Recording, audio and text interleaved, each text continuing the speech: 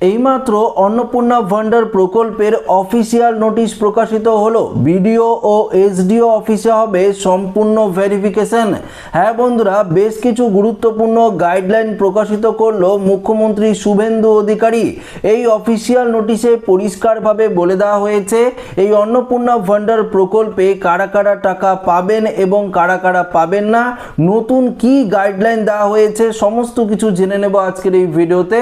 তো অবশ্যই ভিডিওটিতে আপনারা প্রত্যেকেই প্রথম থেকেই শেষ পর্যন্ত সঙ্গে থাকবেন। তো বন্ধুরা, আমি অন স্ক্রিনে আপনাদেরকে সর্বপ্রথম সেই অফিসিয়াল নোটিশটা দিয়ে দিচ্ছি। এই যে অফিসিয়াল নোটিশটি, সেই অফিসিয়াল নোটিশে পরিষ্কারভাবে কিন্তু লেখা রয়েছে যে আপনারা কারা কারা আবেদন করতে পারবেন, কারা কারা আবেদন করতে পারবেন না, কি কি গাইডলাইন রয়েছে এক এক করে আপনাদেরকে বলবো। তো অফিসিয়াল নোটিশটি আমি বাংলায় ট্রান্সলেশন করেছি, সেখানে পরিষ্কারভাবে বলে দেওয়া রয়েছে রাজ্যপাল মহোদয় পশ্চিমবঙ্গ সরকার অন্নপূর্ণা যোজনা চালু করতে সম্মতি প্রদান করেছেন। এই প্রকল্পের মাধ্যমে পশ্চিমবঙ্গের সমস্ত মহিলাদের সামাজিক ও আর্থিক উন্নয়নের উদ্দেশ্যে প্রতি মাসে ৩,০০০ টাকা করে আর্থিক সহায়তা দেওয়া হবে। তার জন্য বেশ কিছু শর্তাবলী দেওয়া রয়েছে। কি কি শর্তাবলী?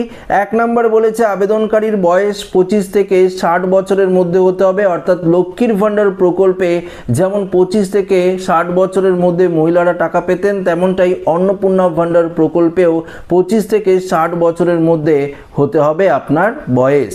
দ্বিতীয়ত বলেছে তিনি কেন্দ্র বা রাজ্য সরকারের স্থায়ী সরকারি কর্মচারী হতে পারবেন না বা নিয়মিত বেতন পান, পেনশন প্রাপ্ত হতে পারেন এমন কোনো মহিলা কিন্তু এই প্রকল্পের টাকা পাবেন না। এছাড়াও কোনো সাংবিধানিক সংস্থা, সরকারি উদ্যোগ, পঞ্চায়েত, পৌরসভা, স্থানীয় সংস্থা বা সরকারের অনুমোদিত শিক্ষা প্রতিষ্ঠানের শিক্ষক, অশিক্ষক কর্মচারীরাও হতে পারবে না। তো বুঝতেই পারলেন, আপনারা আবেদন করতে পারবেন না যদি এই ক্রাইটেরিয়ার মধ্যে থাকেন।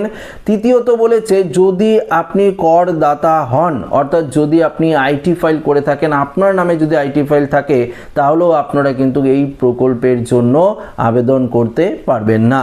দেখুন এখানে কি বলেছে, প্রতি মাসে ৩,০০০ টাকা আর্থিক সহায়তা সরাসরি ডিবিটি ডাইরেক্ট বেনিফিট ট্রান্সফারের মাধ্যমে উপভোক্তাদের আধার লিঙ্ক করা ব্যাংক অ্যাকাউন্টে জমা করা হবে। এটি ১ জুন ২০২৬ থেকেই কার্যকর হতে চলেছে।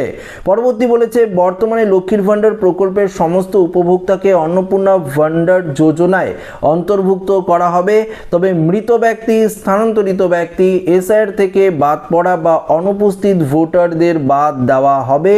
যেসব উপভোক্তা এসআইআর ট্রাইব্যুনাল বা নাগরিকত্ব অর্থাৎ সিএতে সংশোধনী আইনে আবেদন করেছেন, তাদের আবেদন নিষ্পত্তি না হওয়া পর্যন্ত নতুন প্রকল্পের সুবিধা দেওয়া হবে। ধরুন আপনি ডিলিটেড ভোটার রয়েছেন, ট্রাইব্যুনালে আবেদন করেছেন কিন্তু এখনো পর্যন্ত আপনার নাম নিষ্পত্তি হয়নি, আপনার নাম আটকে রয়েছে, সেক্ষেত্রেও আপনার এই প্রকল্পের সুবিধা পাবেন। ধরুন আপনার নাম ডিলিট হয়েছে বা আপনি সিএতে আবেদন করেছেন, সেক্ষেত্রে যতক্ষণ না পর্যন্ত সিএর নিষ্পত্তি হচ্ছে ততক্ষণ পর্যন্ত এই প্রকল্পের টাকা আপনারা পেতে থাকবেন। দেখুন ভবিষ্যতে মৃত ও স্থানান্তরিত উপভোক্তাদের নাম নিয়মিতভাবে বাদ দেওয়া হবে। তার পরবর্তীতে আপনার নাম নিষ্পত্তি হয়ে গেলে যদি ডিলিটেড থাকে বা পরবর্তীতে সিএতে যদি আপনার আবেদন রিজেক্ট হয়ে যায়, আপনার নাম বাতিল করে দেওয়া হবে।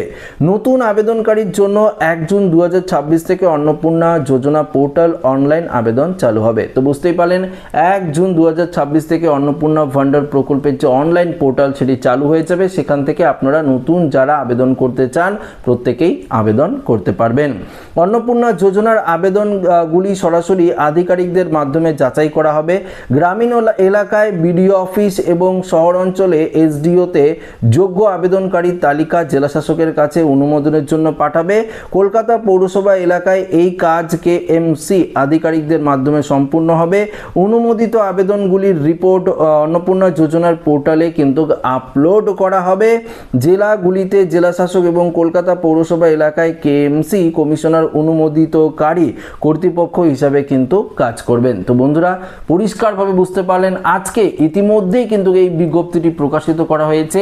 এই বিজ্ঞপ্তিতে কি কি গাইডলাইন দিয়েছে সেগুলো এক এক করে আপনাদেরকে কিন্তু আমরা এই ভিডিওতে জানিয়ে দিলাম। তো যারা নতুন আবেদন করতে চান এই অন্নপূর্ণা ভান্ডার প্রকল্পে, তারা ১ তারিখ থেকে জুন মাসের ১ তারিখ থেকেই আবেদন করতে পারবেন। সেই পোর্টাল কিন্তু চালু হয়ে যাবে। তো বন্ধুরা, আশা রাখবো ভিডিওটি প্রত্যেকের ভালো লেগেছে। ভিডিওটি ভালো লাগলে লাইক করবেন, সাথে শেয়ার শেয়ার করবেন, নতুন হয়ে থাকলে চ্যানেলটিকে সাবস্ক্রাইব করে আমাদের সঙ্গে জুড়ে থাকবেন। ধন্যবাদ।